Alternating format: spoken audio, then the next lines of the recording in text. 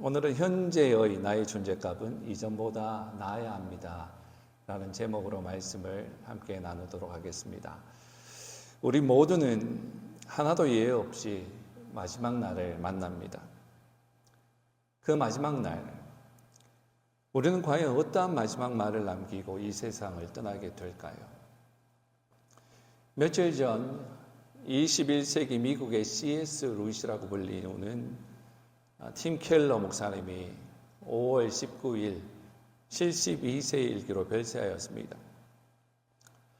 미국 복음주의 대표적인 목회자이면서 베스트셀러 작가이기도 했던 이 목사님의 마지막 말이 제 가슴에 많이 남습니다. 이 목사님은 2020년 5월에 췌장암 4기 진단을 받았습니다. 그러면서 지난 몇 년 동안 고통스러운 항암 치료를 받으면서 이런 고백을 합니다. 나의 기도는 더욱 간절했으며 나를 지탱하는 것은 오직 말씀뿐이다 라고 하였습니다. 그리고 이번 투병 기간을 통해 기도로 하나님께 더욱 가까이 갈 수 있어 감사하다라고 하면서 이런 말을 계속해 나아갑니다. 과장되게 들릴지는 모르지만 저와 아내는 제가 암을 겪기 전의 기도 생활과 영적인 삶으로 돌아가고 싶지 않습니다. 이 암을 통해서 하나님께서는 저에게 아침에 주의 인자로 우리를 만족케 하사 우리 평생에 즐겁고 기쁘게 하소서라는 시편 90편 14절 말씀을 실제가 되게 하셨습니다. 아내와 저는 지금 우리가 이전보다 훨씬 더 나은 삶을 살고 있다라고 서로에게 말하고 있습니다.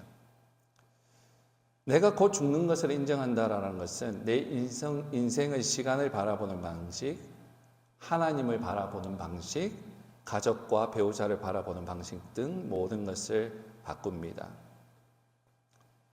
마침내 5월 19일 오전에 그는 마지막 말을 남기죠. There is no downside for me living, not in the slightest. 이 세상을 떠나는데 아쉬움이 없다, 전혀 없다 라고 얘기합니다. 그리고 소천하기 하루 전날에는 또 이런 말씀을 하셨죠. I can't wait to see Jesus send me home. 주님을 정말 뵙고 싶다. 나를 본향으로 천국으로 보내주시오 라고 얘기했습니다. 여러분, 사람은 모두 살아온 방식대로 죽습니다. 우리는 모두 이 땅에서 마지막 말을 남기고 저 하늘의 본향에서 새로운 삶을 살기 시작할 겁니다. 그날 어떤 말을 남길지를 생각한다면 오늘의 삶을 어떻게 살아야 할지가 결정이 되겠죠. 여러분, 예수 믿는 사람은 이 세상을 떠날 때가 그 사람의 가장 빛날 때가 되어야 합니다. 그 사람의 존재값이, 하나님이 우리를 바라보시는 그 존재의 가치, 그 존재값이 이전보다 가장 높을 때가 되어야 합니다. 우리가 죽는 그 순간이. 그런 의미에서 팀 켈러 목사님의 고백은 아주 가치가 있었죠. 아내와 저는 지금 우리가 이전보다 훨씬 더 나은 삶을 살고 있습니다. 팀 켈러 목사님이 어떤 분이십니까? 이 시대의 미국의 C.S. 루이스였는데 복음주의자 대표적인 목회자였고 베스트셀러 작가였고 멘토와 선생으로서 이 시대를 살아가는 그리스도인들에게 엄청난 영향을 끼쳤고 인도했던 분인데 그냥 하찮게 사신 분이 아니었단 말이죠. 영향력을 끼치며 하나님의 영광을 위해서 그렇게 몸부림치며 사셨던 분인데 그런데 그 죽는 순간에 아내와 저는 지금 우리가 이전보다 훨씬 더 나은 삶을 살고 있다라고 했습니다. 결국 여러분, 하나님 앞에서 몇 살에 죽는 것이 중요한 것이 아니라 하나님께서 우리의 죽음을 보실 때 그 죽음이 존귀하게 여겨지는 순간인지가 중요한 것입니다. 예를 들어서 열방으로 나아가서 복음을 전하다가 순교하시는 분들, 여러분 그 순교하는 분들이 그 순간 운이 없어서 막된 말로 재수가 없어서 죽임을 당해서 어쩌다가 보니까 순교자가 되었습니까? 아니요. 그 순교를 위한 그 사람들의 하나님이 그들을 바라보시는 그들의 존재값, 그들의 존재 가치가 아주 높았기 때문에 그렇습니다. 하나님은 아무에게나 순교를 허락하지 않습니다. 내가 순교하고 싶어도 몸부림쳐도 아무나에게 순교를 허락하지 않습니다. 그들의 존재값이 너무너무 높았기 때문에 하나님께서 순교를 허락하신 거예요. 천국에 가면 순교당한 자가 가장 높은 자리에 앉을 겁니다. 가장 가치 있는 그 순간을 그 사람들에게 허락하신 거예요. 우버택시를 운행하다 보면 많은 그리스도인들을 만납니다. 믿지 않는 사람들도 참 많이 만나지만 그리스도인들도 많이 만납니다. 제가 어떻게든 만나는 사람들에게마다 복음을 던져주고 있기 때문에 그들이 제가 믿는 자임을 압니다. 그래서 그 중에 어떤 사람들은 또 제가 대화를 하다 보면 한국에서 왔다라는 것을 말하기 때문에 알 수도 있고, 또 앱에 보면 영어와 한국말을 쓴다라고 기록되어 있기 때문에 그것을 보고 한국 사람임을 압니다. 그래서 이런 질문을 가끔 할 때가 있어요. 며칠 전에도 그런 질문을 했는데, 당신 혹시 데이비드 조 아냐고, 용기 조 아냐고 그런 질문을 많이 합니다. 조용기 목사님이 전 세계적으로 굉장히 유명하죠. 여러분들이 생각하는 것보다 더 이상 유명합니다. 굉장히 유명해요. 그래서 제가 오클라호마에서 목회를 할 때에 그 지역에 털사라고 하는 지역에 빅토리 처치라고 아주 미국 대형 교회가 있습니다. 큰 교회가 있는데 그곳에 방문할 기회가 있어서 방문을 했는데, 그래서 북도를 지나가는데 거기에 사진들이 많이 걸려 있어요. 그 교회 역사들이 쫙 걸려 있고 사역들이 걸려 있는데 유심히 보다 보니까 거기에 조용기 목사님이 있는 거예요. 거기까지 와서 영향력을 끼치고 사역을 하신 거였습니다. 조용기 목사님이 정말 엄청난 일을 했는데, 잠깐만 설교가 길어지면 안 되니까 잠깐만 언급하면 1958년도에 천막교회 시작해가지고 100만에 가까운 성도에 이르는 세계 최대의 교회로 성장시킨 분이죠. 전 세계적으로 가서 부흥회를 집회하면서 특히 브라질에 갔을 때는 150만 명이 모였습니다. 엄청난 수가 모여서 집회를 하기도 했는데, 그때마다 기도할 때마다 귀신들이 떠나가고 병이 고침을 받고 안진병이가 일어나고 예언하고 엄청난 영적인 은사를 가지고 있었던 분이에요. 이것을 이거 가짜냐 그러는 사람은 지금 하나도 없습니다. 분명한 성령의 역사였죠. 그런데 그것에 오점을 남기는 일들이 참 많았죠. 수천억 원에 이르는 교회 공급 유용하고 횡령해서 실형받기도 했잖아요. 집행유예에 있어서 감옥에는 가시지 않았지만 법원이 죄 있다라고 땅땅 때렸지 않습니까? 이것은 또 사실인지 모르겠지만 불륜관계까지 막 이슈화가 되고 나비 부인하고 법정에서 공방을 하기도 하고, 이건 사실인지 아닌지 모르겠어요. 모함일 수도 있지만. 그러나 또 가족 모두가 교회가 거금을 들여서 세웠던 학교들, 한세대학교, 순복음신학교, 그죠? 또 국민일보 같은 기관들 등에 가족들이 포진하면서 문제도 많았고, 특히 장남 같은 경우에는 국민일보 대표하면서 횡령하고 도피하고 굉장히 사회적인 이슈가 많이 되었습니다. 그래서 2011년도에 목사님 강단에서 무릎 꿇고 회개했습니다. 그러나 전체적으로 보면 하나님께서 이 조용기 목사님을 전 세계적으로 엄청나게 은사를 주시고 사용했습니다. 그것은 틀림없는 사실이죠. 그런데 여러분, 만약에 제가 지금 만약이라고 그랬어요. 오해 없이 들으십시오. 만약에 하나님께서 그분을 모른다라고 하시면 어떻게 합니까? 조용기 목사님이 하나님 앞에 섰는데 하나님께서 나 조용기 모른다라고 하면 어떻게 합니까? 나 너를 몰라. 만약이라고 그랬어요. 마태복음 7장 21절에서 23절에 나오는 말씀처럼 예수님께서 나는 너를 모른다라고 하면 어떻게 합니까? 22절, 23절을 제가 짧게 그냥 빨리 읽어드리면 이런 말씀이죠. 여러분 다 아시는 말씀이에요. 그날에 많은 사람이 나에게 이렇게 말할 것이다. 주님, 주님, 우리가 주님의 이름으로 예언하고 주님의 이름으로 귀신을 내쫓고 주님의 이름으로 많은 기적을 베풀지 않았습니까? 그때 내가 분명하게 그들에게 말할 것이다. 예수님이 말씀하시는 거예요. 나는 너희를 모른다. 악한 일을 행하는 자들아 내게서 썩 물러가라. 충격적인 말씀인데 여러분, 이것은 우리의 행위의 문제가 아니라 존재값의 문제입니다. 존재의 가치의 문제예요. 은사가 크다고 해서 그 사람의 존재값이 높은 것은 아닙니다. 또 이 말씀도 오해하지 마십시오.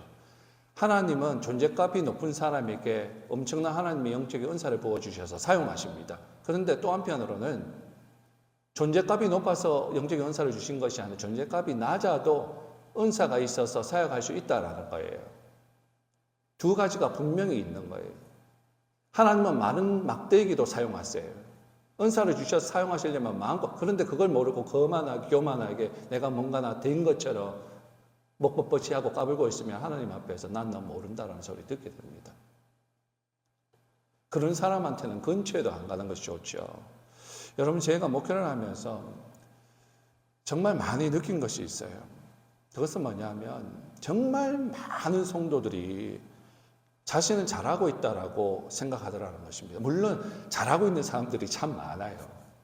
필라델피아 교회를 하나님께서 예수님이 칭찬하는 것처럼 교회 안에 정말 열심히 기도하고 봉사하고 섬기며 하나님의 마음을 하는 사람들이 참 많아요. 그런데 그렇지 않은 사람들조차까지도 나는 잘하고 있다라고 생각하는 사람들이 너무너무 많더라. 나는 잘 못하고 있어요 라고 말하는 사람들이 거의 없어요. 보면 10명 중 9명은 다 잘하고 있대.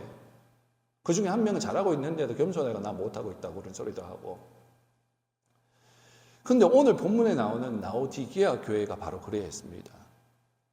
그들은 스스로 이렇게 얘기했죠. 17절에 보면, 따라오십니까? 17절 보면 뭐라고 얘기해요? 나는 부자라. 부유하고 부족함이 없도다. 도덕적으로도 좋고 성경의 지식도 있고 혼적으로도 괜찮아 보이는 신앙생활을 하고 있었던 듯합니다. 이 교회 교인들이. 그러나 주님은 영적인 것을 딱 보시고 너 You are not. 너 아니야. 라고 말씀하시는 거예요. 그 라오디게아의 배경을 한번 살펴보면 라오디게아는 정말로 부유했습니다. 부자였어요. 그 예로 주 17년도 AD 17년에 그 일대가 큰 지진으로 모두 파괴됩니다. 그래서 로마 제국이 그 일대를 재건하기 위해서 재정적인 지원을 합니다. 파괴된 도시에 재정적인 지원을 하는데 이때 라오디게아 교회는 지원을 받지 않습니다. 재정이 워낙 많으니까 부유하니까 우리는 재정이 충분하니까 우리는 괜찮습니다. 괜찮아요. 거절해요. 그리고 다른 도시나 도와주십시오. 그 정도였어요. 정말로 부자였는데 어떻게 해서 부유하게 되었는가 하면 요즘으로 이야기하면 뭐냐 하면 금융업이 굉장히 그곳에 발달했습니다. 은행, 돈이 굉장히 회전이 많이 있는 곳이었어요. 그리고 브랜드가 있는 양질의 흑색 양모를 제조했어요. 그 옷 좋은 거 있죠. 정말 부자들만 입을 수 있는, 요즘으로 얘기하면 샤넬 같은 거, 루이비통 같은 거, 그런 것만 할 수 있을 정도로 엄청난 브랜드, 정말 좋은 거 만들었던 지역입니다. 그리고 안약, 눈의 안약의 원료가 생산되는 지역이기 때문에 안약을 생산하면서 그로 인해서 그 지역은 메디컬 스쿨이 아주 크게 있었던. 그래서 똑똑한 사람들은 다 거기에 다 돈과 똑똑함이 있는 사람들은 그곳에 다 집중되어 있었습니다. 그리고 위치도 얼마나 좋은지 동서양을 가로는 무역로 중심이었어요. 다 돈이 흘러가는 곳이에요, 그 지역. 그래서 그들이 실제로 굉장히 부유했는데, 그런데 그 부유함이 그들 스스로 굉장한 자긍심, 프라이드가 있게 만들어버렸죠. 그래서 어떻게 생각을 하냐 하면 우리는 잘하고 있다. 우리는 잘하고 있기 때문에 하나님께서 우리에게 복을 주셨다. 우리는 다르다. 우리는 특별하다라는 생각을 하게 만들어버렸죠. 그런데 거기에다가 예수님께서 정반대의 말씀을 해버리시는 거예요. 지금 17절에 이렇게 말씀하시잖아요. 네가 부자라고 생각되어서 아무 부족함이 없는 것 같이 느껴지겠지만 사실은 너는 불쌍하고 너는 비참하고 너는 가난하고 너는 눈멀고 너는 뼈가 벗은 자다. 너가 걸치고 있지만 너는 사실은 벌거벗은 자다. 너는 인정하지 않겠지만 너는 그런 그런 인간들이야. 이라고 말씀해 버리신 거죠.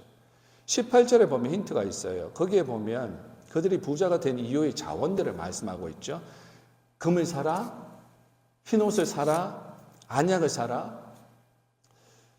그런데 예수님께서는 이들은 벌써 이러한 것들 다 가지고 있었는데 예수님께서는 영적인 개념으로 그것을 다시 사라라고 말씀하세요. 다 가지고 있는데 그런데 다시 그것을 그들이 가지고 있는 자원을 언급하시면서 다시 사라고 말씀하시는 거예요. 다른 종류의 금과 옷과 안약을 사라라고 말씀하시는 거예요. 여러분 질문 하나 할까요? 여러분 구원 받으셨습니다. 그죠? 구원 다 받으셨습니다. 아닙니까? 이때는 고개를 끄덕 하셔야 됩니다. 구원을 다 받으셨는데, 자, 우리의 구원은 그러면 값 주고 얻은 것입니까? 아니면 값 없이 얻은 것입니까? 우리의 구원이 값 주고 얻은 것이에요? 값 없이 얻은 것이에요. 값 없이 얻었다라고도 말씀하실 겁니다. 그 말도 맞아요. 그리고 그러나 지금 제가 말씀하는 포인트 여러분 이해하셨죠? 값 없이 받은 것이 아니라 값 주고 얻은 거예요. 내가 지불하지 않았기 때문에 내가 값없이 얻었다라고 말할 수 있겠지만 그러나 내가 지불하지 않았을 뿐이지 누군가가 대신 지불을 하셨잖아요. 그래서 구원은 예수님이 대신 값을 지불하시고 우리에게 은혜로 주신 것입니다. 18절을 보면 계속해서 예수님께서 사라라고 말씀을 하시는데 그런데 이 사라라고 하시는 단어는 헬라어로 아고라조라고 하는 단어를 사용하는데 이 단어는 구속, 리뎀션과 관련되어 있는 의미입니다. 구속, 리뎀션, 구원과 관련된 단어예요. 여러분 이미 예수님은 라오디게아 성도들을 값을 주고 사셨어요. 그렇죠? 그런데 다시 살아라고 말씀하세요. 그것은 무슨 말씀이냐 하면 금과 흰옷과 안약을 사서 그 성도들을 연단하고 씻기고 재창조하겠다라고 하는 말씀입니다. 무슨 말인지 아직 이해가 잘 안 되십니까? 다시 돌아가서 설명드릴게요. 자, 금을 보면 지금 예수님께서 그냥 금을 이야기하는 것이 아니라 불 속에서 재련된 금을 사라라고 얘기하죠. 그렇죠? In the fire 안에서 재련된 금을 사라라고 얘기하십니다. 금이 불 속에서 재련되면 어떻게 되죠? 불순물이 제거되죠. 불순물이 많이 제거되면 될수록 순도가 올라가겠죠. 순도가 높으면 높을수록 가치가 있는 금이 됩니다. 그죠? 그 다음 흰옷. 사실 하얀 흰옷의 상태를 유지하는 것이 더 힘들 거예요. 하얗면 때가 묻기가 더 힘들고 반찬 국물이 떨어져도 너무나 표가 잘 나고 검정색 입으면 덜한데 그런데 이 지역은 흑색 양모 제조 염색 기술이 뛰어났죠.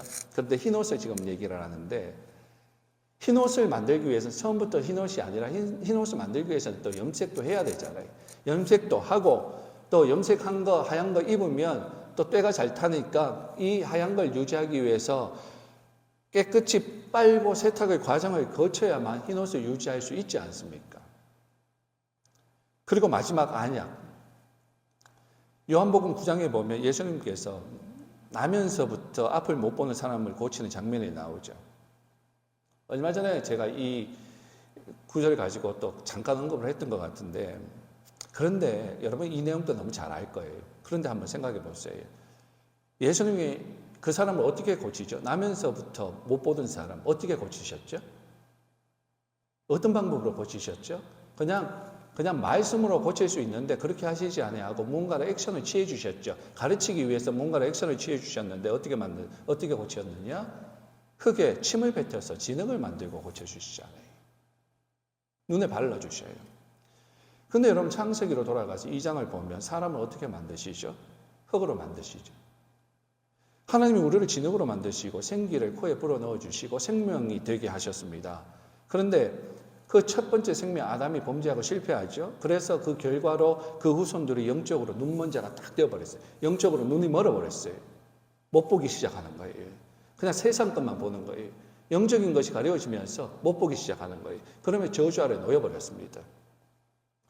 이 요한복음에 나오는 맹인은 전 인류의 영적인 상태의 샘플입니다. 영적으로 보지 못하고 있는 사람들의 샘플인 거예요.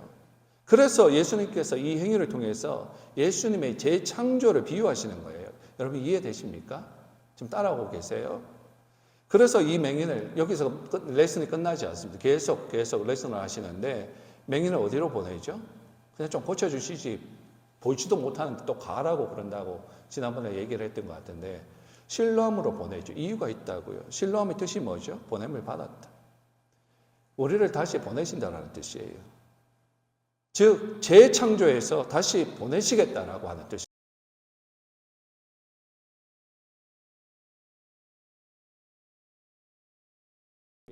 구원 이후에 하나님께서 우리를 어떻게 하시는가? 그냥 내버려 두시지 않아요. 구원 이후에 우리를 연단시키시고 쉽게 만드시고 재창조하시겠다는 말입니다. 여러분 하나님 마음을 아시겠습니까?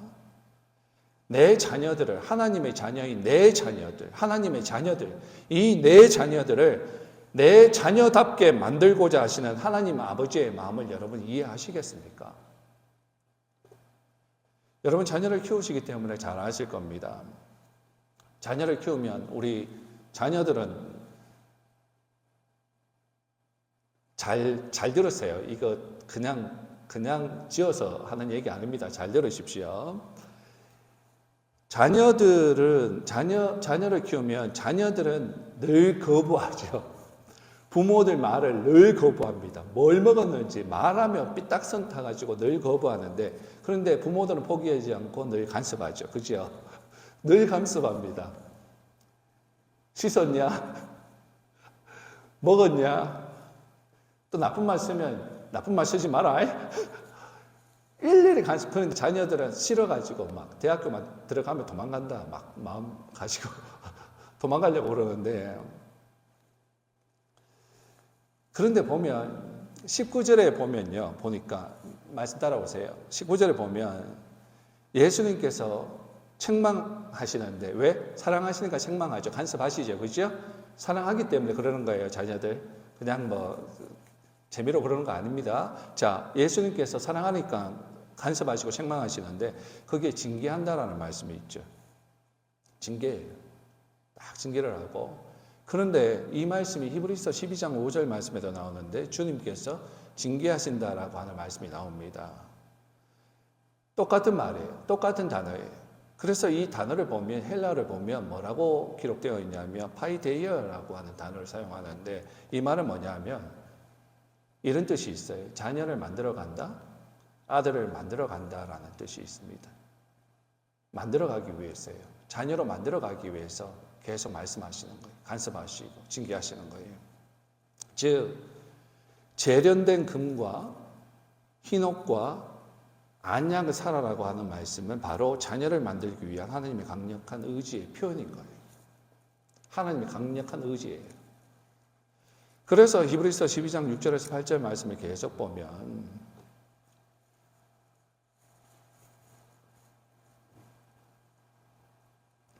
주께서 그 사랑하시는 자를 징계하시고 그가 받아들이시는 이들마다 채찍질 하심이라 하였으니 아들마다 채찍질 하심이라 하였으니 너희가 참으면 징계를 받기 위함이라.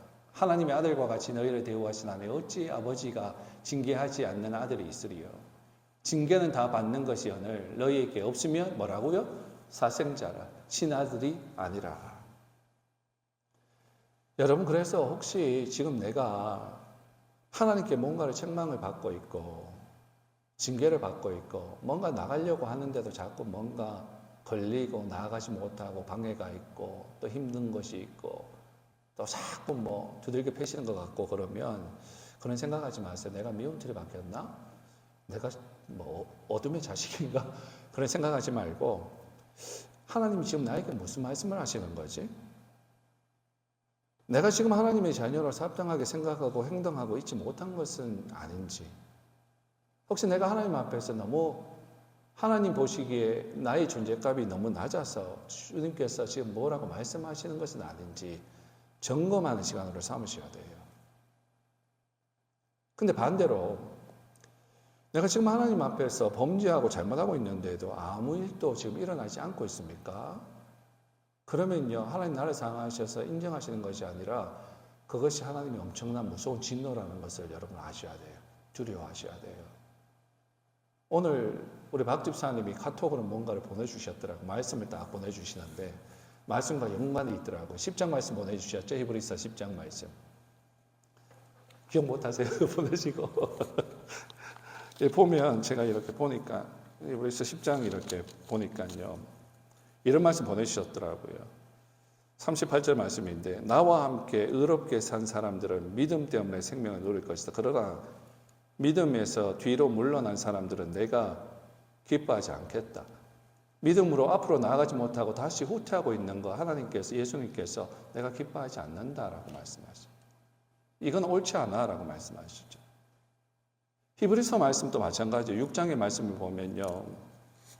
이런 말씀이 있는데 제가 안경을 벗어보면 이게 끼어 있어가지고 또 안 벗으면 안 보이고 지금 아주 어렵습니다.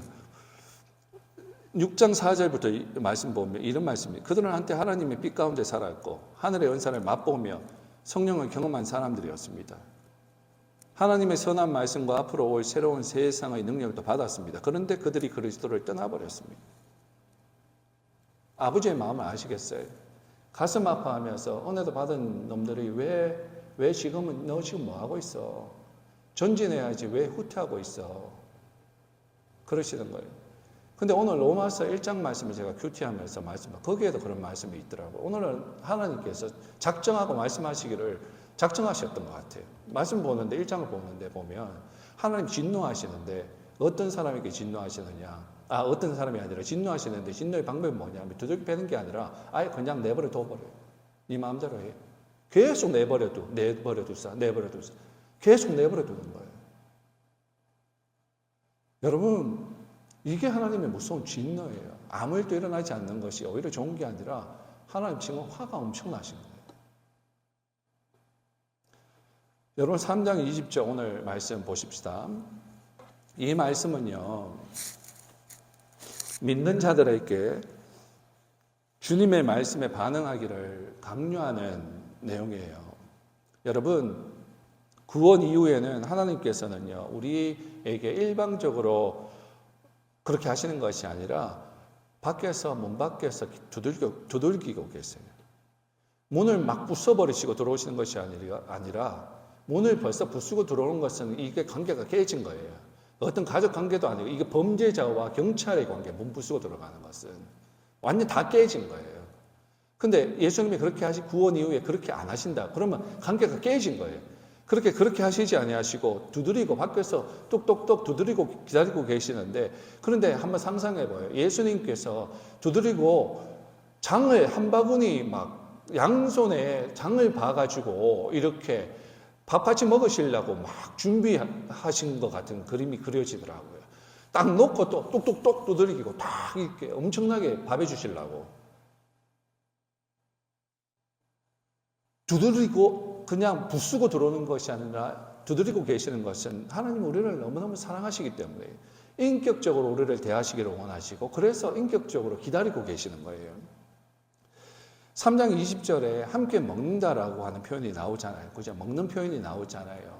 예수님이 함께 먹겠다라고 막 그러겠다라는 건데 이게 식탁의 교제를 얘기를 한 건데 식탁의 교제는 아무나 하고 일어나지 않습니다. 가족 간의 관계에서 일어나는 일이죠.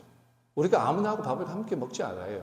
가족 간에 먹는 것인데 시편 23편 5절 말씀을 보아도 이런 표현이 있어요. 주께서 내 원수의 목전에서 내게 상을 베푸시고 상 차려주시겠다라는 거예요.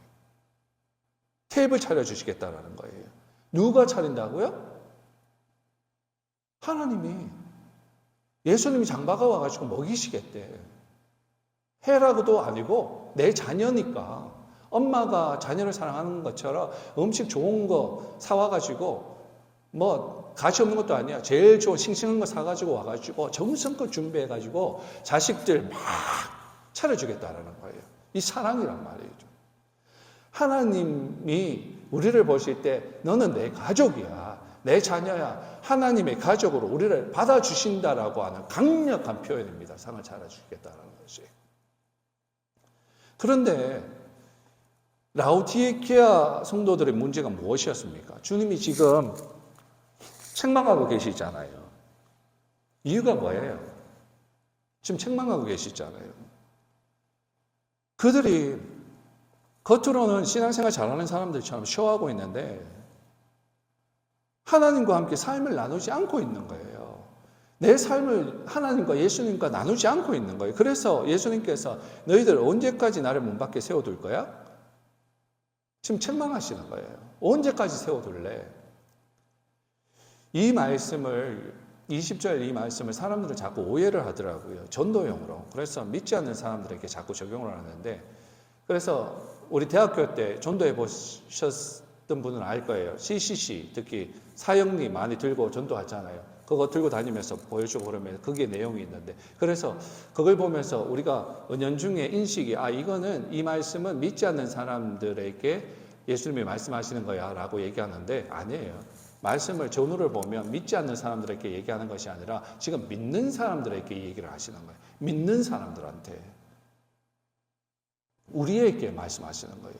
그래서 야 이놈들아 내가 지금 어디에 있는지 좀 봐라. 내가 어디 있니? 문 밖에 있다? 내가 지금 문 밖에 있다? 그런데 우리는요 착각을 하는데 늘 예수님 우리 안에 있는 줄 알고 살아요. 말로만 인정하고 예수님을 계속 문 밖에 세워놓고 지금 라오디게아가 자기들 예수님이 안에 있는 줄 알아. 근데 예수님은 밖에 서 있대.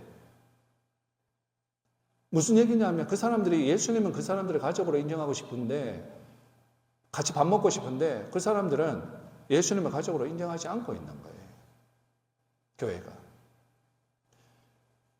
여러분 이 말씀을 준비하면서 강아지 생각이 나더라고요. 이렇게. 우리 작은 아이가 강아지 키우고 싶어가지고 막 그런 여건이 안 돼서 제대로 못 키우는데 여러분 강아지 키울 때 요즘 밖에서 키우는 사람이 있습니까? 밖에서 만약에 키우면 이런저런 뭘 상식한 사람이 있냐고 막.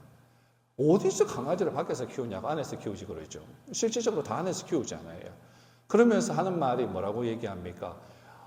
다 그러잖아요. 엄마 아빠면 강아지한테 엄마한테 와 아빠한테 와 애들이면 오빠한테 와 형한테 와 누나한테 와 그러잖아요. 무슨 얘기입니까?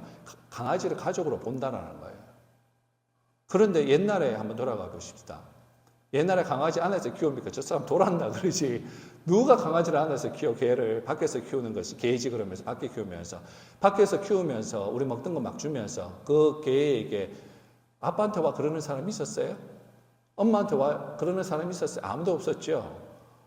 어디 개가 집안의 구석에 들어와 그러면서 발로 빵 차버리잖아요. 들어오면 이게 어디서 사람 행세하고 그러면서 여름에 봄날에 몸에 축나면 그냥 잡아먹. 정말 잔인한 얘기인데 절대 그러면 안 되죠, 그죠? 옛날에 제가 청년 때 우리 목사님이 승찬아 저기 뒤에 트렁크에 저기 고기 있으니까 들고 오라 그래가지고 뭣도 모르고 트렁크 탁 열었는데 트렁크에 와 강아지가 죽은 게 있어가지고 그게 상처가 돼가지고 제가 막 그런 마음도 있는데 우리가 그렇게 여기 지금은 완전 정말 몰상치한 행동인데 지금은 우리가 그러지 않잖아요. 왜? 가족으로 생각하니까. 내 가족으로 생각하니까. 안에 들어오게 하잖아요. 같이 있게 하잖아요. 그런데 우리가 예수님의 강아지보다 못하게 여겨요. 안 들여보내. 문 닫아놓고. 예수님 계속 서 있어요. 장보고까지 오셨는데. 여러분 신앙생활에는요. 중간이라는 것이 없어요. 세상과 하나님 사이에 적당하게 양다리 걸치는 중간이라는 것이 없습니다. 중간지대는 없습니다. 성경에는. 하나님 개념의 중간이라는 것은 없습니다. 그래서 15절에 이렇게 말씀하시는 거예요. 차갑든지 뜨겁든지 하라. 차갑든지 뜨겁든지. 이 말씀 들으면 우리가 또 착각하는데 뜨거운 거는 좋은 거고 차가운 거는 나쁜 거다. 아예 신앙생활 잘하든지 아예 안 하든지 그렇게 해라고 얘기하는데 아니에요. 그거. 차가운 것도 좋은 거고 뜨거운 것도 좋은 거예요. 라오디게아 교회의 사람들은 그 얘기를 들으면 무슨 얘기인지 다 알았어요. 왜냐하면 그 위치가요. 히에라볼리 저 위쪽으로 올라가면 한 10km 정도 올라가면 거기에 온천수가 있습니다. 하나님 참 공평하신데 라오디게아가 자기들은 부자라고 다 있다고 그러는데 참 공평하신데 거기에 없는 것이 있었는데 물이 없었어요. 그 물이 없어가지고 물을 가지고 와야 됐어요. 그 위에 좌우쪽에 보니까 히에라볼리 보니까 온천수가 있거든요. 온천수 뜨겁고 좋잖아요. 딱 들어가서 이제 들어가 있으면 뜨뜻하고 좋고 피부병이 있으면 고치기도 하고. 근데 석회석이 있었기 때문에 좋지는 않았지만 어쨌든 그런 의미에서는 굉장히 좋아서 끌어온다고요. 근데 동남쪽으로 보면 거기 골로새 지역에 뒤에 보면 바바산이라고 있는데 거기에 만년설이 있어서 엄청 물이 차갑습니다. 엄청나게 찬 것이 흘러오는데 이 차가운 건 식용수예요. 먹기에 적당한 거예요. 그래서 차가운 거 그러면 시원한 물, 정말 속이 시원, 더울 때 마시면 속이 시원한 물, 너무 좋은 거. 또 온천수는 뜨거운 대로 좋은 거.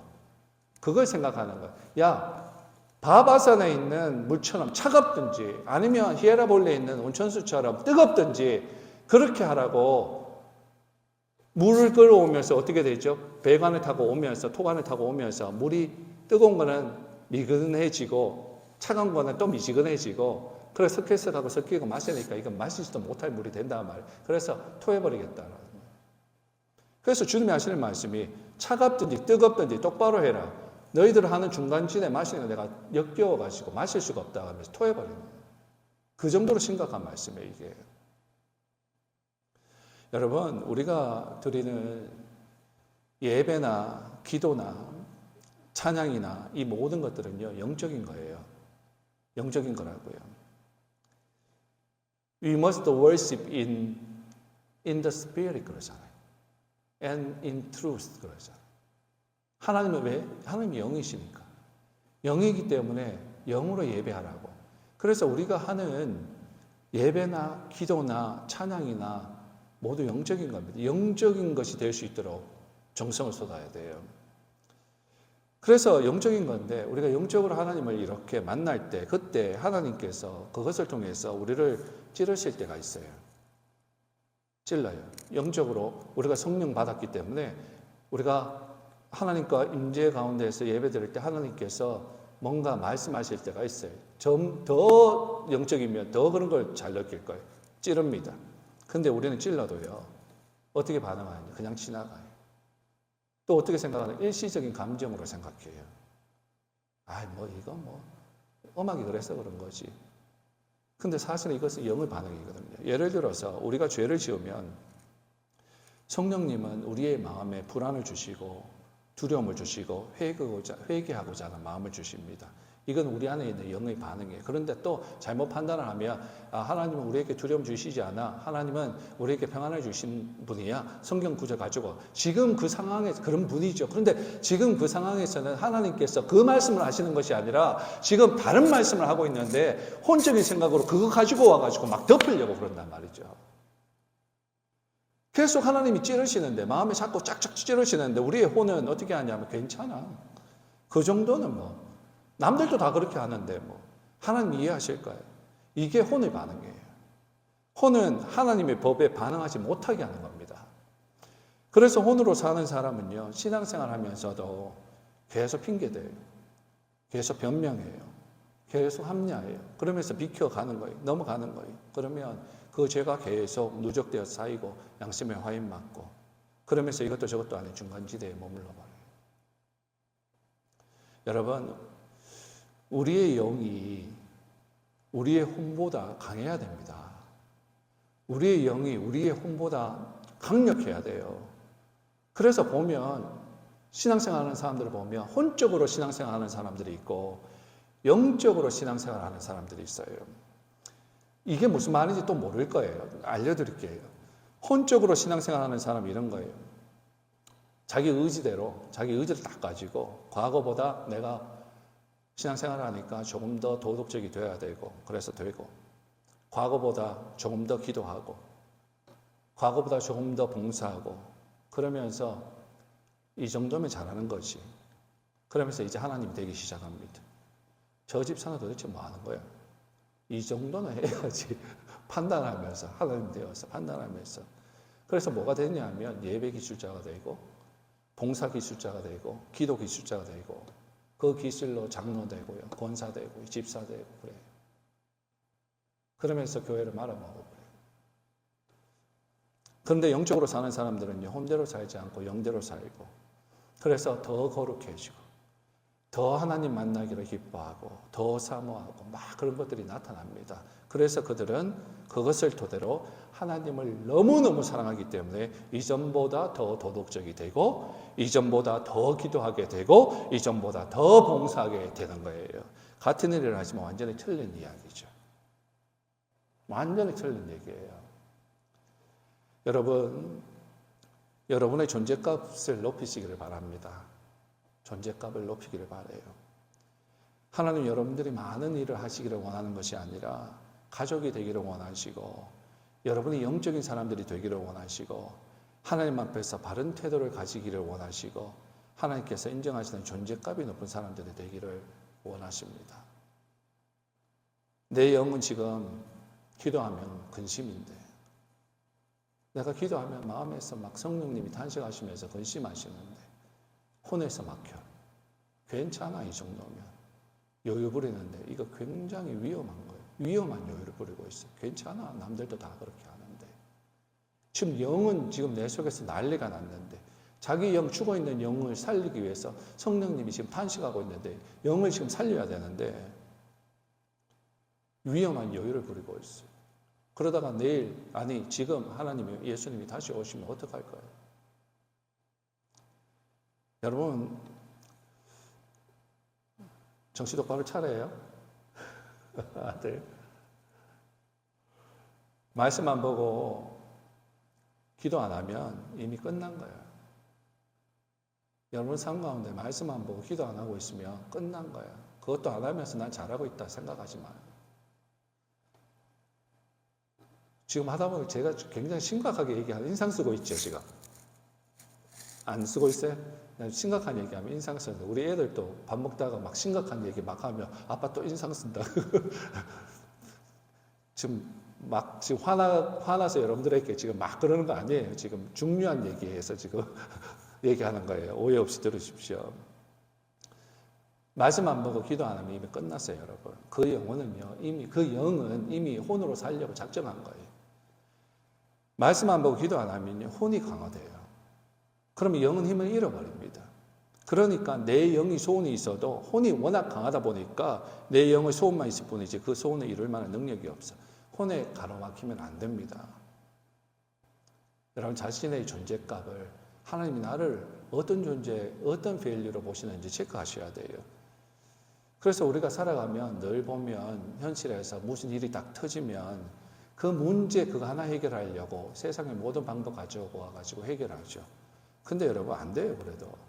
왜냐하면 이미 구멍이 뚫려 있기 때문에 그거 해결해도 계속 다른 부분에서 구멍이 생길 겁니다. 왜요? 근본적인 원인은 이미 존재값이 떨어져 있기 때문에 그래요. 여러분 말씀을 정리합니다. 사랑하는 여러분, 팀 켈러 목사님의 아내와 저는 지금 우리가 이전보다 훨씬 더 나은 삶을 살고 있다라고 하는 고백이 우리의 고백이 되어야 합니다. 이전보다 지금이 더 나았습니다, 하나님. 이전보다 지금 하나님을 더 사랑합니다. 그게 돼야 됩니다. 집사님 아까 보내주신 것처럼 뒤돌아서면 안 돼요. 후퇴하면 안 돼요. 우리는 하나님의 말씀으로 전진해야 돼요. 성령님과 함께 전진해야 돼요. 옛날에 하나님 나에게 주신 은혜가 있다면 그 은혜 감사합니다. 근데 그 은혜로만 붙들고 사는 것이 아니라 그 은혜가 지금 또 은혜가 되고 그 은혜를 토대로 또 다른 은혜를 받고 내일은 또 더 큰 은혜를 받고 계속해서 우리는 전진해야 됩니다. 예수님은 그걸 원하세요. 우리가 성장하기를 원하세요. 돌아가기를 원하시지 않아요. 기쁘시지 않는다라고 말씀하시잖아요. 전진하기를 원하세요. 그것이 성화예요. 구원을 이루어 가라고 그러잖아요. 성경은 구원을 이루어 가라고 얘기해요. 이루어졌지만 또 이루어 가래요. 무슨 얘기입니까? 전진하라는 거예요. 주님과 함께. 팀 켈러 목사님의 그 말 너무 멋있지 않아요? 너무 큰 일들을 했는데 지금 암으로 죽어가고 있는데 이전의 기도 생활과 말씀 생활로 돌아가고 싶지 않습니다. 지금이 행복합니다. 지금이 더 좋습니다. 이 믿음이 없으면 하나님의 그 비밀을 깨닫지 못하면 이런 말 할 수 없습니다. 세상 사람들 살려주세요. 몸부림쳐. 무섭 살려주세요.